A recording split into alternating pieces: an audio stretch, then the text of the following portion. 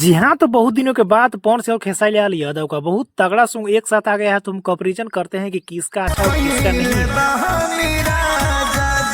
सबसे पहले इस गाने की बात करें तो टिकुलिया जान मारता है, इस गाने का नाम है खेसारी लाल यादव का। अभी तक 6 घंटा हो गया। जी हाँ, 6 घंटे के अंदर में 2,94,000 यानी कि 3 लाख आप लाइक देख सकते हैं कि 51,000। जी हाँ, 51,000 बहुत कम समय में मिल गया है लाइक। और देख सकते हैं कि 7,000 से ऊपर कमेंट। बात करें खेसारी लाल यादव की, इस गाने को व्यूज कितना मिला होगा तो अभी तक अंदाजा अगर हम लगाएंगे तो 51,000 लाइक के हिसाब से अभी 5 लाख से ऊपर खेसारी लाल यादव के इस गाने पे व्यू मिल गया होगा। इसलिए हम आपको कह रहे हैं क्योंकि आपको पता होगा कि भोजपुरी में कोई भी गाने पर 1 लाख लाइक कंप्लीट होता है तो आप समझ सकते हैं कि 1 बिलियन व्यूज रियल टाइम में क्रॉस कर जाता है। और ऐसा अक्सर होता है। पहली बात तो आप समझ गए खेसारी लाल यादव के गाने पे अभी तक 6 लाख लगभग 5-6 लाख व्यू मिला होगा, जो कि कम है। 6 घंटा में बहुत ज्यादा मिलना चाहिए। रहा बात गाने की कितना हिट होगा, कितना फ्लो होगा, तो बताइए गाना अच्छा खासा बनाया गया। जी हाँ, वैसा भी नहीं है कि गाने एकदम नहीं चलेगा, पर लगन में हो सकता है कि ये गाना तबाही में। गाने भी अच्छे खासे बनाया गया है और म्यूजिक में भी दम है। म्यूजिक से बहुत अच्छा खासा लग रहा है। पूरी तरह से 100% नहीं कह सकते हैं कि सुपर हिट ये सॉन्ग होगा।